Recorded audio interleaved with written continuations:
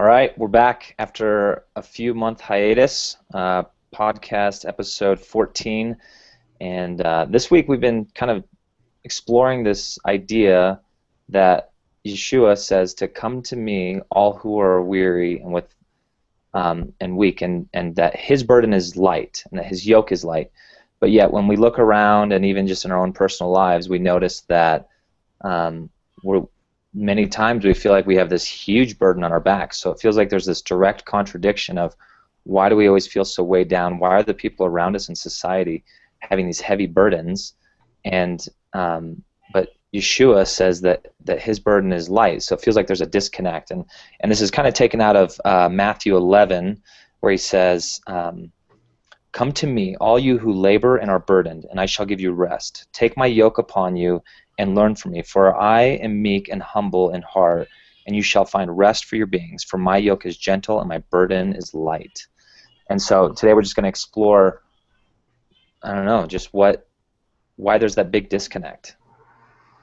Yeah, I think this is a great example. Like anytime we go to the Word and we see something that expresses how something should be, and we can look at our life or our lives around us and see that it's not the way it is, it's a great opportunity to say, okay, wait a minute, why is that? What are we missing? Yeah. And so yeah, this is a great topic, because I think, you know, it raises the question, why do we go through difficult things? We know that the lifestyle of faith is not going to be easy, but what does this mean, like yoke and burden? And those are generally negative connotations, right? They have negative connotations. Mm-hmm. So why would Messiah even use that illustration?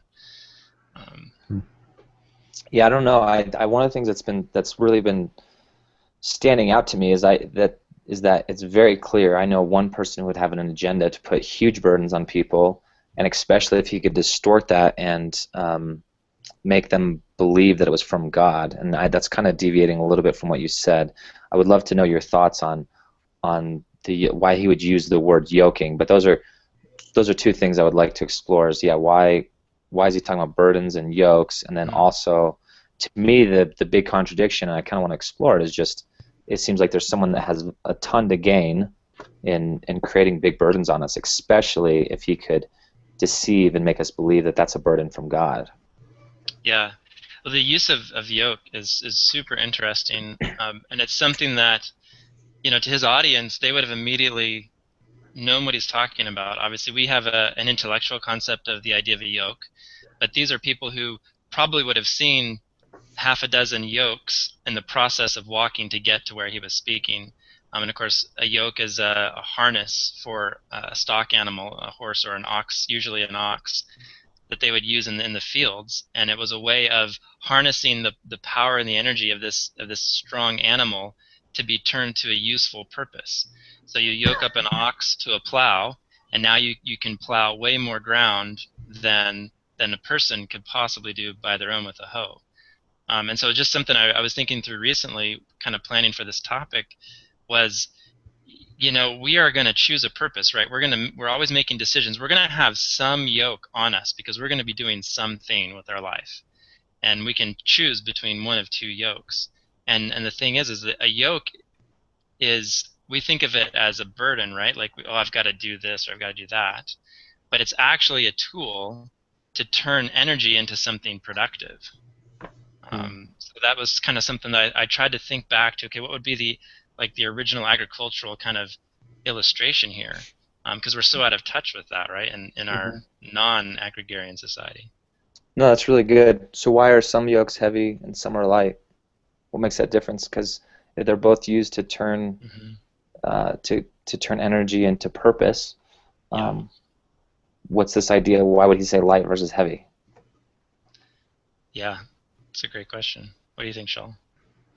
I've been marinating. Yeah, marinating. I'm looking at the scriptures version of it. Something actually that I was maybe to answer my own question, something that came to me is that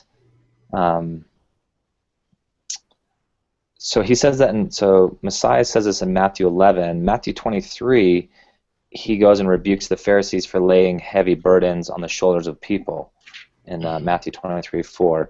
And so I think through this, I mean, I think the enemy's involved in this, defining what a heavy burden is. I'm kind of circling back to this point that I think a heavy burden is one that's not from God that you think is from God, more so than even one that's just not from God, which is kind of the definition of religion. That's what Messiah would have been rebuking the Pharisees for, is putting these additional man-made burdens on top of people that God never intended.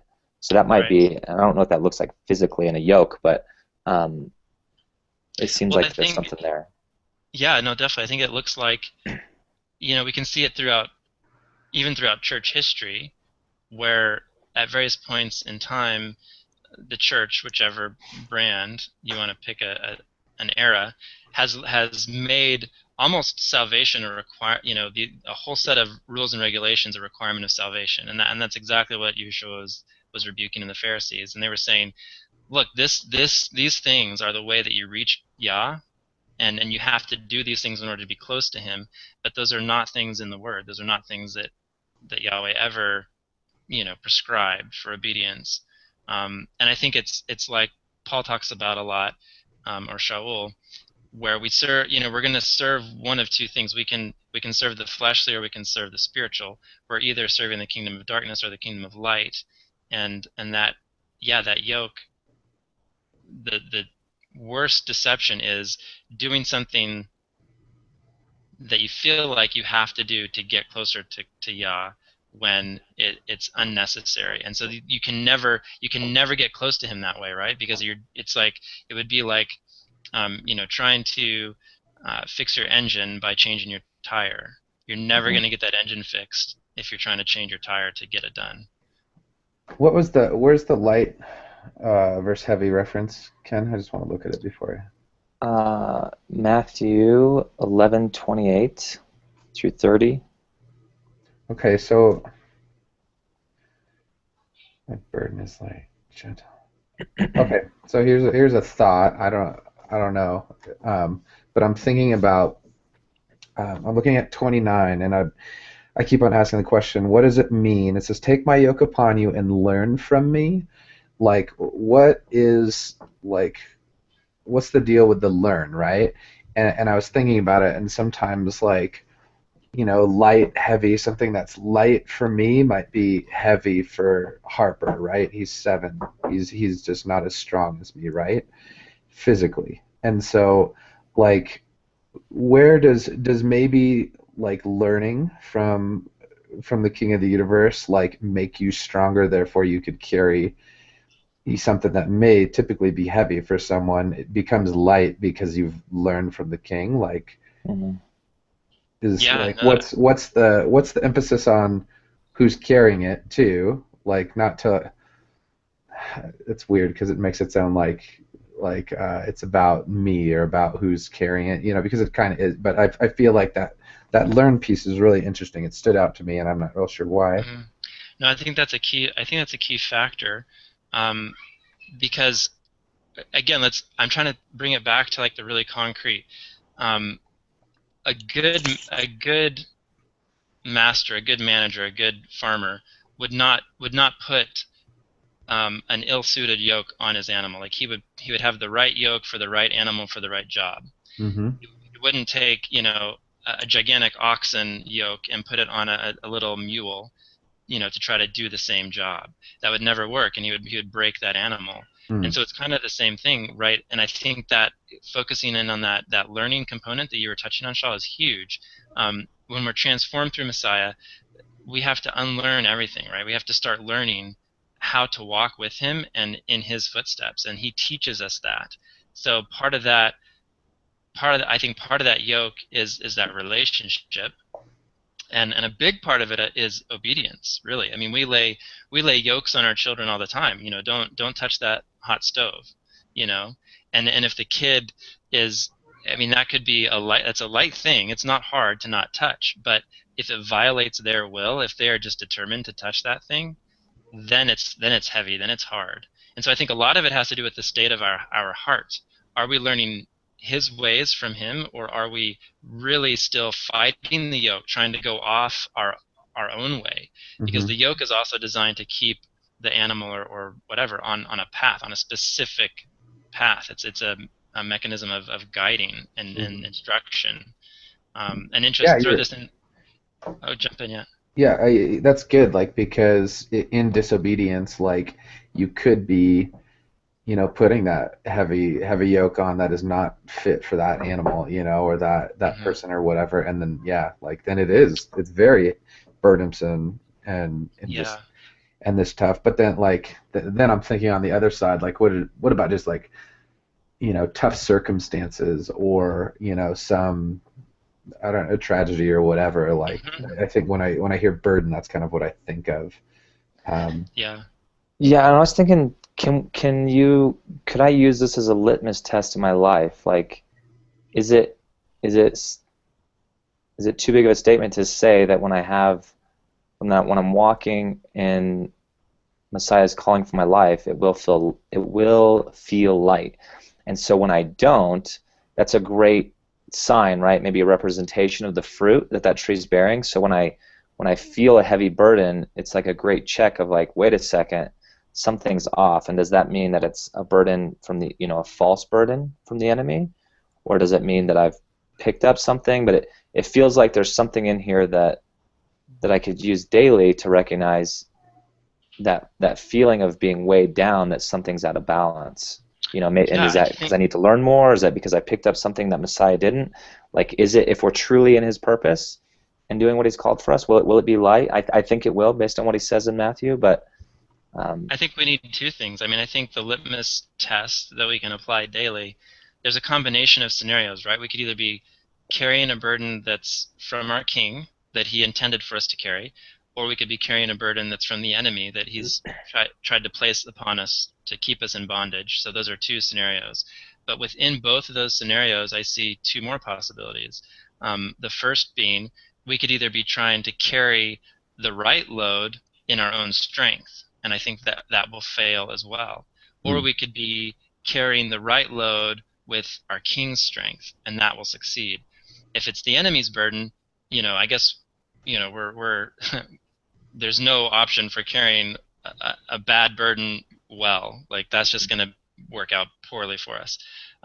But within the things that our Creator takes us through and um, gives us to experience in this life. Yeah, He does give us difficult situations. I mean, we think about the persecution, think about everything that the first century church went through. You think about the persecution in China right now, and all over the world, Muslim countries, everything, and and obviously that's an attack of the enemy. So part of that is it's enemy instigated, but at the same time, Yahweh's allowing His people to bear those burdens, and you can in that situation react poorly or you can react well. It can feel heavy, or with the strength of Yah, I think it hmm. can feel light. I know I've experienced nothing on that scale in my own life, but I've experienced where I've carried the right burden very poorly, the bad attitude with complaining, whatever, and then I've carried the right burden, a heavy burden. Um, if I was doing it in my own strength, I could have never carried it, but in His strength, it felt light. you know, yeah, I don't know. I see it a lot in my life, and people around me. I see it a lot more being back in the U.S. than I did when we were in Costa Rica, and I don't know if it's just the stuff we have and the opportunity we have, but it's like just get wound up with like I have to do all these things and I have all just there's so much, and it's like they seem really superficial, and I get caught into it too. Like, man, I feel like I have so much to do. I feel so far behind. Like everything's like mounting up, and I didn't have that feeling in Costa Rica, which is really interesting. And so for maybe even for me personally, and this is just like, Hmm. how do I modify my daily life so I'm not picking up this junk that I don't need to, and be okay with? I think sometimes me and other people are too afraid to to pick up the light burden that God has for us. It almost feels too good to be true, Like it's like, Hmm. man, if I didn't feel weighed down and completely just crushed, I'm probably not working that hard, or Well, that's yeah, let's That's good. I think that's right, because I mean, like, what are really big burdens to us, right? Like, oh, my iPhone won't charge, or like we have these, like you said, sometimes these really superficial things that bother us. But I think it is critical to define what did Yahushua mean by yoke? Like, what did he say when he meant? And we tend to look at that abstractly, right? We tend to think, difficulty, trials, hardships. We tend to kind of think of that abstractly, but I think Shaul hit on something really important. He said, and learn from me. And so I think his yoke is his ways. I think it's his instructions, his word, his ways, his way of thinking, his way of viewing perspectives and situations. And if we're tuned to the miraculous, and if we're tuned to his perspective, we realize that, like, this tiny little bad thing that happened here is gonna set up this gigantic, huge good thing later. But if we're focused in the narrow view of, oh, this is so horrible right now, we miss the gigantic big thing that he wants to do. And so that's my best working definition for his yoke is his ways, is his way of doing things. It's interesting, Ken. You made me think, like, so, like, yeah, like our burdens, like, they can be something as superficial, like, as the iPhone not charging, or something like that, or I think like a bigger, more like realistic one would be that would be closer to home, like, or would stink, is like, are we going to have business next month?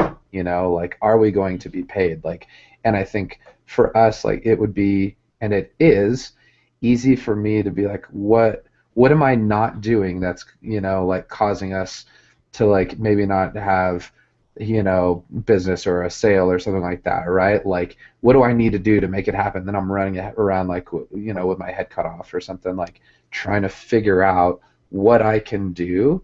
And I'm carrying this burden of, like, if I don't do my part, then Andrew and Ken and their families, like, are in trouble because of me. So, like, what do I do? And, like, you start carrying that, and then, like, I think there's, like, this perception of it, just, like, working and all that, like, especially, like, in the U.S., like, people are just, like, going and trying to get it, like, and, like, if they can't get it, it's just like this big, this big burden. I think there's, like, some trust and faith issues in there.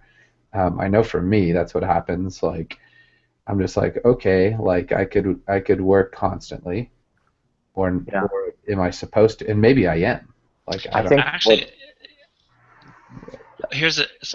Don't lose your ahead. thought. Here's a really interesting idea. Just had a new insight as you were talking, Shaul.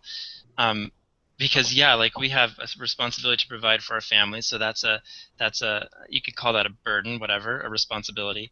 You can take the same yoke, and it can be heavy or light if the ox is struggling against the yoke. So if the ox is trying to run ahead of the driver, that yoke is going to be way more heavy, but it's the same. It doesn't weigh more, but it's going to be restraining and pulling back and weighing down that animal. And so I think to draw that back to what you're saying, Shaul, when we try to run ahead of Father, when we try to to force things to happen in our own flesh and our own strength, yeah, his yoke is going to feel wrong on us because we're not in step with him. We're pulling against what he's designed to bless us. And so when everything is in perfect operation, when we're going slowly or quickly at his pace, same thing if we're going too slow. If he's trying to pull us and drag us through the field and we're stubborn and we're like, I don't want to go there, I don't want to go there, that yoke is going to feel crazy on us because it's going to be dragging us. But it's the same yoke. And if we would just walk in step with him, it'll be light because it'll be the proper weight. That's good. And it's interesting, burden, like, I think that's an interesting one, like, providing and, like, being responsible for your family, right? Like, I think typically that's a pretty light burden. Like, for me, like that's something I enjoy. Like, I love it. It should be, yeah, it should like, be I'm a like, joy. oh, this is, like, so cool. Like, I'm able to, like, do these cool things for my family, and, like, we're able to, eat and have a awesome place to live and like like all these things, right? And that's really easy. And then when that like you're saying, when it's slow or fast or whatever, and like that like typical light burden gets disrupted, Turns into stress. yeah, it turns into heaviness, because now it's something I was easily being able to do it, now I'm not. And what's the What's the difference, right? It hasn't changed. Yeah. Yeah. I think your definition of the ox, going out of pace with his master, with going on the wrong, trying to go off trail, too fast, too slow. I think that's exactly right, and that's the burden that we feel sometimes. And just to kind of tie it to like real examples, I think sometimes going too fast or going left and right might be the idea of picking up extra burdens along the way. And that's what's happening, like what Shaw is talking about, where we go through and we start picking up this other stuff. Well, I need to do this, like we don't have a roadmap for how we're going to get paid next month, and there's other people depending on that, so I need to do something more. It's just the idea of, I feel like there's this idea of like picking up extra stuff and putting it on our backs, and we're not comfortable with how light or how easy it is with God's burden, even though we can't see the destination, right? It looks like we're going off a cliff or we're in the dark or whatever. And so I think there's just this thing of going on where we're picking up lots of unnecessary things that we don't need to. And I find myself, and I don't know if it's a cultural thing or just something that I'm doing different in my life, but being home, I feel that a lot more. And it was weird because our situation was radically harder in Costa Rica, and I mean, we didn't know where we were going to live sometimes, many times. We didn't know how we were going to get food, water would go off, electricity, and even that, we were living like kings when you look at a world standard. So we weren't even. I don't feel bad for us or anything, but just being in something that's radically more difficult than I am here now. There was something where I was able to let go, and the amount of freedom that I lived in and breathed in was like unbelievable. Like there was just this like, I have no clue how we're gonna get groceries, but I have no I wouldn't even like hesitate that we were gonna get food, and I was like even more excited about it because I saw like something awesome coming. Like I knew that like it's way cooler to like have someone show up at your door and drop off a car and be like, hey, I feel like God told me that you guys might need a ride today, than it is for me just to have my car that's paid off and hop in it and go down to the Safeway. Like there was like this expectation of like, man, this is what's the crazy story going to be today? And since I've been home, I feel like I don't live in that same trust. And I have a lot more comfort. It's weird. Yeah, from a culture standpoint, like it's really interesting stuff, because like how like all the technology, all like the affluence that like we have in the States, and like the like I like to call it blessing or whatever, like we're very distracted people, and like that's an interesting thing that you would not maybe associate as a burden, but it's just like, yeah, like sometimes when you're like depending on acts from the Lord like every day, like it is like you're just like you said, you're looking forward to what's next, like what is he gonna do today? And like I have glimmers of that like here, and I still get blown away, but I think sometimes like having everything like so available and all that can be the burden, and it's not typically looked at as one, but it's also like the perfect.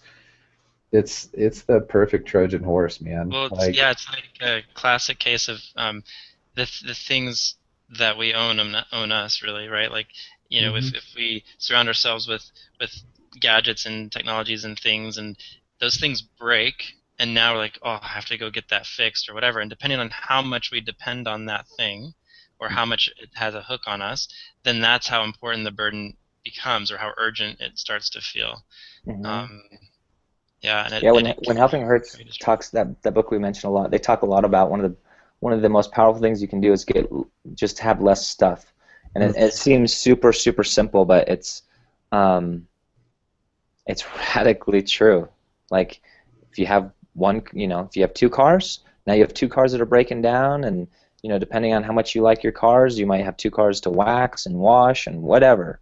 But the more stuff you have, there's just the more weighed down you're gonna feel, and maybe that's part of it. I mean, we're still living out of a suitcase, kind of, but we definitely lived out of a suitcase down there, and I remember there were certain days where we were like, man, I don't know where we're gonna live today. And then I remember just like having my duffel bag in my hand and being like, well, it's going to be easy to move when we find it. Like there wasn't like, oh my gosh, we got to move an entire house's stuff, because that's a big burden. Moving, people say moving is like one of the most stressful things you could do. Yeah. But then again, like I think purpose connected to any. I mean, you think about the massive things that people, even in our days, have accomplished for the kingdom. And there have been massive things, and you would think, how in the world did they pull that off, And again, it's like, even if you're called to a massive task, you're not doing it in your own strength. And Father, you've got His wind in those sails, pushing that massive ship along. Whereas if you're kind of just off on your own track, trying to do your own thing, I mean, you're on your own. Like you're just beating your head against it. And I think kind of inject a new sort of direction here. To connect it back to the rebuke that Yahushua gave to the Pharisees, a great kind of parallel to that is in Psalms 2, and it kind of really highlights. Sort of, this is another key in sort of my current understanding of the definition of yoke, because we can see like the difference between like the rebellious ox versus the obedient ox in Psalms 2. I'll start in verse. Actually, I'll get to Psalms 2 after this, but first I'm going to jump around. I found Ezekiel 20:23. That's where I meant to go, and Psalms 2 relates to this. But Ezekiel 20:23 says, "Also I myself," this is Yahweh speaking to the people through the prophet. "Also I myself lifted my hand in an oath to those in the wilderness, to scatter them among the Gentiles and disperse them throughout the lands, because they had not done my right rulings, and they rejected my laws, and they profaned my Sabbaths, and their eyes were on their fathers' idols. And I also gave them up to laws that were not good, and right rulings by which they would not live." And I see that as being the definition of the things that the Pharisees were trying to put on top of the people. And that had been prophesied. Yah said, if you don't walk in my ways, and if you don't take on my yoke that's easy and my burden that's light, I will give you over to a yoke and a burden that is not my ways, that's heavy, and you can't bear that up. And there's another cross-reference in Acts 15 where they're having the council in Jerusalem, and they're deciding, okay, what are the requirements for the new believers that are coming out of the Gentiles?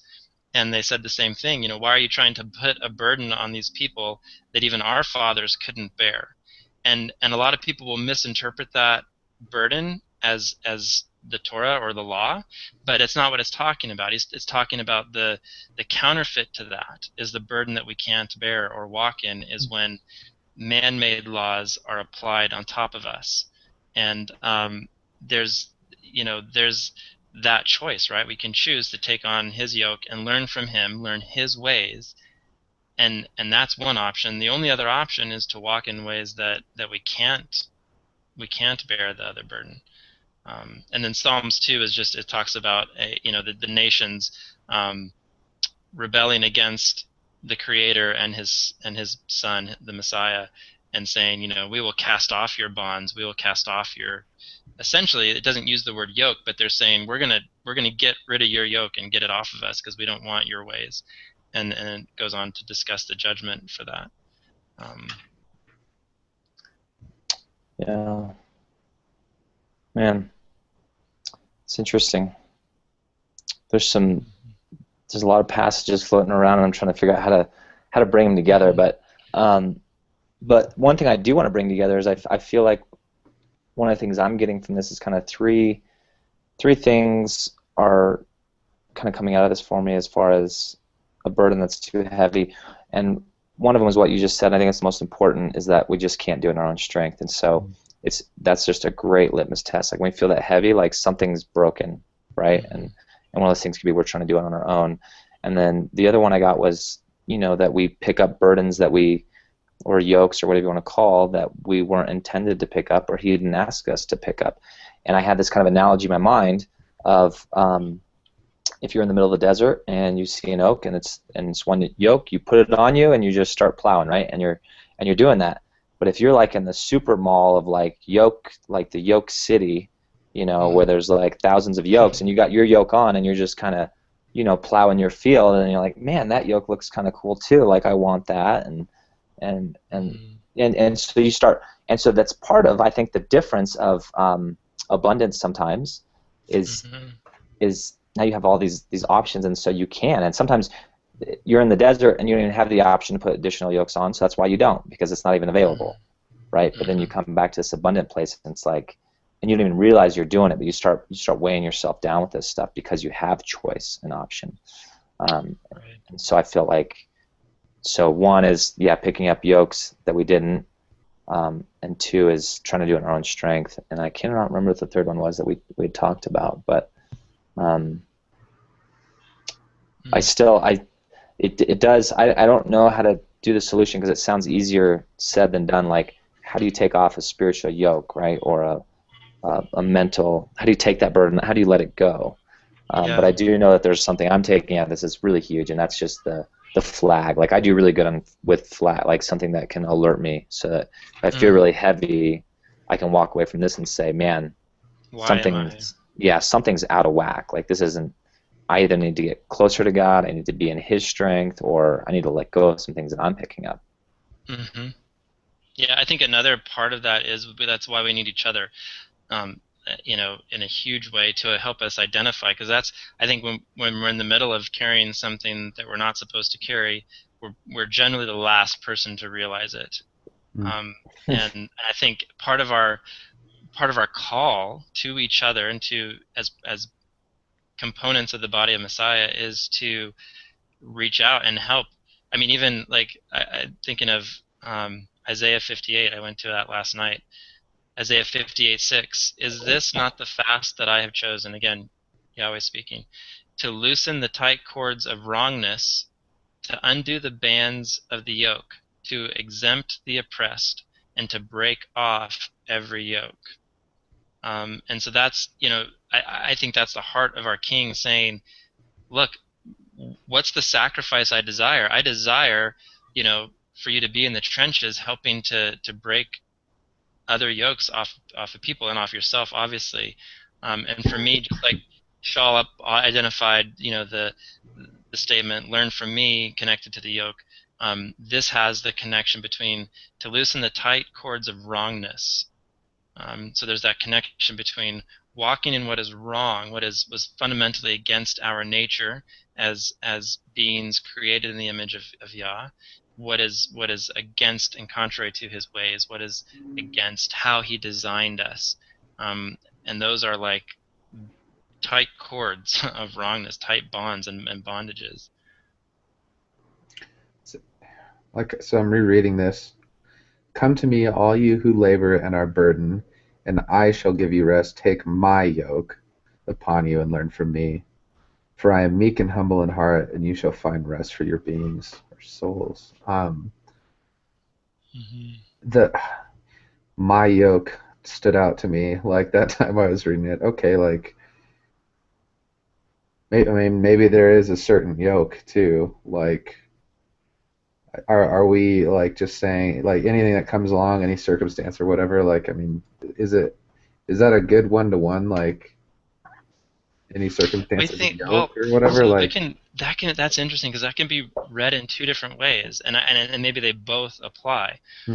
But did Messiah himself not have his own yoke? He was also yoked. He had a mission, he had a purpose, he had a task to carry out, and it was at the very, very end, it was very heavy for him because of the travail. But so two different meanings there. Take my yoke. Yokes were designed in many cases to harness two animals together.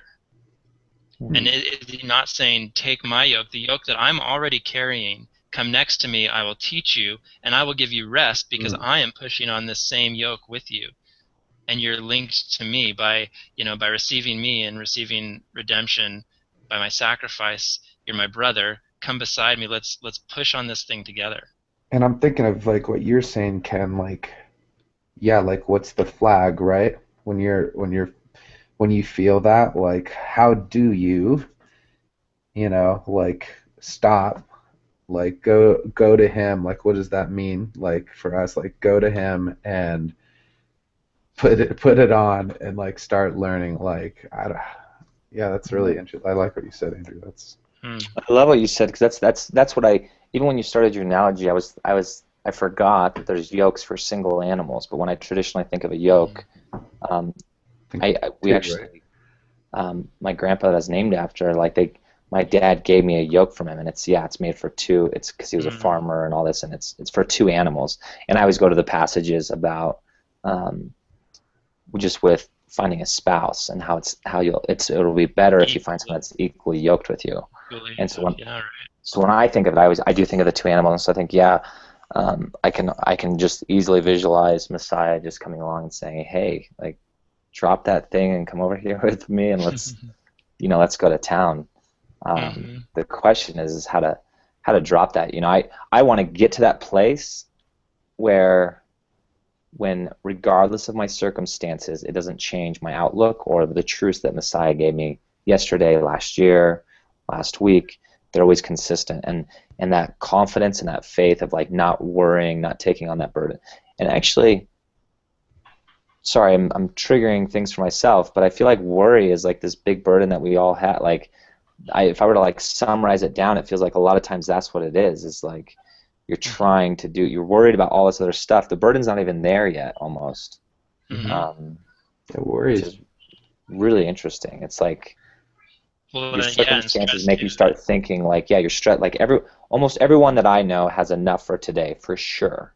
Like for sure, for sure. But we're so worried about tomorrow, and that's like really the big burden. But I know that that's when I've had the freedom is when I'm not worrying about tomorrow. It's like, yeah, we have no clue the roadmap that's in front of us, but I have no fear, hesitation, anything that I should just keep doing what I'm doing and keep seeking God and being obedient to that. But there is something that stirs in me the more pressure that things get. It's like those questions arise that Shaul said. What should I Hmm. be doing? All that. Yeah, that's really good.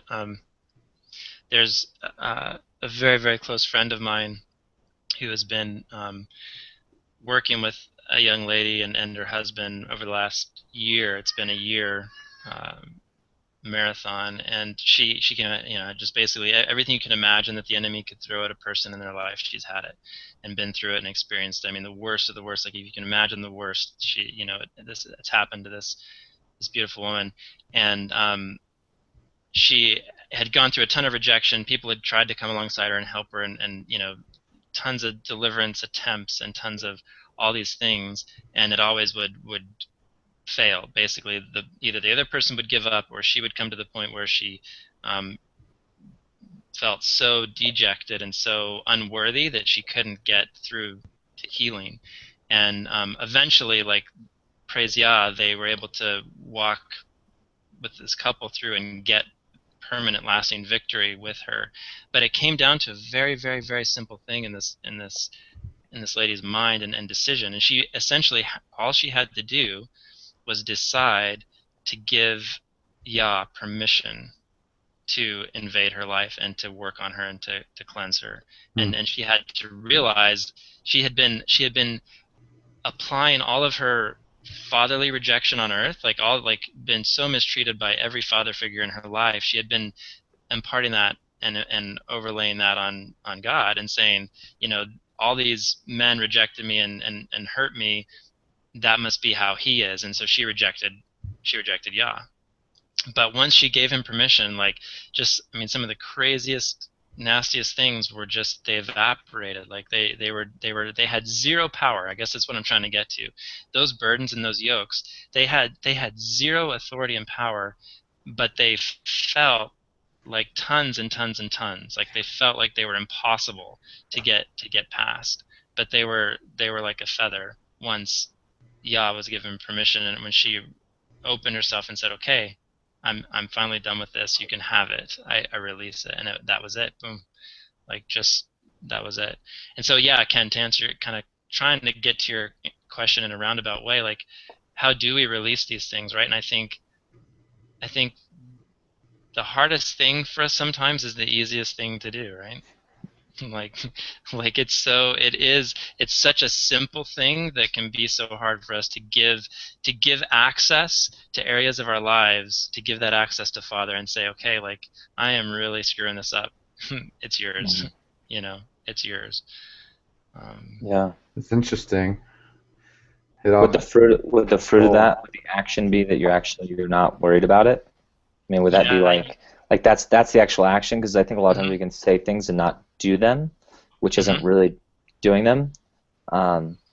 So it's like, yeah, just that thing of like literally like I'm not, like, I do trust you, and so I'm not gonna worry about it, That's right? definitely the To that's feel definitely the the fruit. like, Yeah, that's definitely the fruit. If we say, okay, I give this to you, but then we go back and worry about it, then we really didn't give it to him. mhm. or if like, yeah, I'm trying to think of scenarios a little bit, but like sometimes I'll be trying to do something, trying to like make a change or trying to like change someone else or something, and like it's just not going well. Like I'm worrying, I'm doing like all these things, like, and until I just say, you know what, like that is out of my control, like giving up that control you're saying, and just I cannot change that situation. Like what is my responsibility like to the king here? Like, Hmm. and that's sometimes, yeah, just yeah. It's weird. It sounds like quitting to me. Yeah. But it's like I think sometimes it's you have to quit, stop trying, you Stop know? trying, yeah, your own, right. We have to stop our own. We have to stop what we Because think the solution is. yeah, your strategy's clearly not right, you yeah. know? And it's tough. Yeah, you feel like with a conversation this long, we take away something like, mind bending, but I think it's like it's just standing out to me so much. Like, yeah, the hardest thing is really the easiest thing, and Mm, it's not complicated at all, but it is really difficult for us hard. sometimes. Hmm. Um, Yeah. yeah, just to live in that, to let go. I think a lot of times we deceive ourselves in what letting go means. Yeah. Like we're like, I don't know how to let go, or I think I let go, but I still feel this way, and it's like really going to the depth of your heart and saying like, I'm gonna really let go of this thing. Mm. Hmm. Yeah. And I Oh, that's think determination. yeah, part of that for me, I know has been, I've had to come to the point where I've said, okay, Father, no matter what the outcome, even if it's like the worst possible outcome of this situation, even if it's the thing that I want the least, that is okay. And I think sometimes we have to get ourselves, we have to get to that point where it's like, okay, whatever happens, even if it's the worst I can imagine, I'm going to trust that there's a purpose for that, and I'm going to decide to be okay with it. Oh, totally agree. I don't know where we're at in time. I feel like we're probably coming up on it. Yeah. Are we getting there? Yeah. I Yeah. mean, it's been long. We've probably been on for 45. Okay. I think for me, my takeaway, I don't know what you guys' is, but I mean, there's a lot there for me. But one of the things that's really imprinted on my heart right now is just, um, it was just good to dive into this with you guys because it makes me go back to that place of wanting to take Scripture literally. And I think that I've known that verse, kind of forgot about it, and then kind of walking through these things with you guys. Even coming into it today, I was like on the fence, like, if I'm really in his yoke and I'm really in his burden, is it really going to feel light, or is there times it's going to feel really heavy? And I think we answered questions of there could even be the world's craziest burdens that won't feel heavy to us if we're going in his Hmm. strength. And so to me, I kind of get to walk away with this with like really good confidence in being able to take his word literal that Hmm. um, that man, when I'm yoked up with Messiah, it's not going to feel heavy. So if I am, then there's that's a great indicator that something is out of balance, and that I can kind of walk away with that confidence that scripture is true, it's literal, and it's a great guiding light for me. Yeah, and I think a great quick illustration to drive that home is, if someone came to me and told me tomorrow that I had to run a marathon in order to save my child's life, I mean, that would be a pretty crazy burden. Like, I'm not trained to run marathons, whatever, right? But a marathon runner takes joy in the exact same activity. Like, there's a joy there. So it's the same task, it's the same objective level of difficulty, all athletes aside, it's the same task, it's the same burden, if you will. But those who run with that, there's a joy in that running. It's not a burden. It would be a burden to me, but it's not a burden to them. And I think that's the key, right? Like, it's the same yoke. If we're yoked with Messiah, it's the same yoke that he calls us all to. But if we struggle against that, if we rebel against that, if we don't receive his joy in that yoke, that's what makes it heavy. So it's not that we won't have difficult things. We will, and they may be incredibly difficult at some times. But if we find his joy in that, whatever situation, it won't be burdensome, because we'll be we'll be yoked with him, we'll be walking with him. There'll be a joy in the adversity, which is why I think we also pick up extra ones too, though. Oh no, we absolutely do. I think there's like that thing of. Go ahead. Sorry, we're getting our timing's a little bit out of whack. No, it's why they could praise him from their prison cells, right? Like, here's this horrible situation, and they're singing and rejoicing. But yeah, if we take on other stuff, absolutely, like, we have no help in that. Yeah, and that's one of my prayers for myself and for some others, is just to hear the Father's voice clearly, because sometimes he might be asking to run a marathon, and that's pretty difficult. But if I add on weight training and the marathon, or something maybe is counterproductive to that, I don't know what it is, a million errands and that, then something that was possible is no longer possible because I picked up all this extra stuff. Yeah. But yeah, it's weird. It's so, I don't know why I'm challenged. I'm challenged to take the word literally sometimes, or literal sometimes. To say, man, it really is. Do I believe that? Do I really believe it's light? And can I use that as a flag in my life when it feels heavy to say, hold up, something's going on here. Yeah, and he promises us rest, right? So that's the other flag there. If we're not restful, if we're not peaceful about something, it's like, okay, what's going on? Yeah, and then I don't know, maybe to wrap it up, like with the, you have your burdens and stuff. But it also says, like, all you who labor and are burdened. So it's like you have some of us, like, we're just working, trying to just work against, like, all this stuff, And then there's some people who just have, like, true burdens that, like, man, I need to take, like, this is, like, I'm worrying. I'm, like, I need to take this before the king and just lay it and, like, let it go. And then the other side of it is, and I've seen myself do this too, is, like, I need to just stop being crazy and trying to do all, just laboring. It's all this, it's really interesting, like the two elements there. Yeah. That was a terrible wrap up, but anyways. No, that wasn't. That was good. Sweet. Good. All right. Well, hopefully this creates momentum to keep going. Yeah, I already have something. I'm gonna have to come, dude.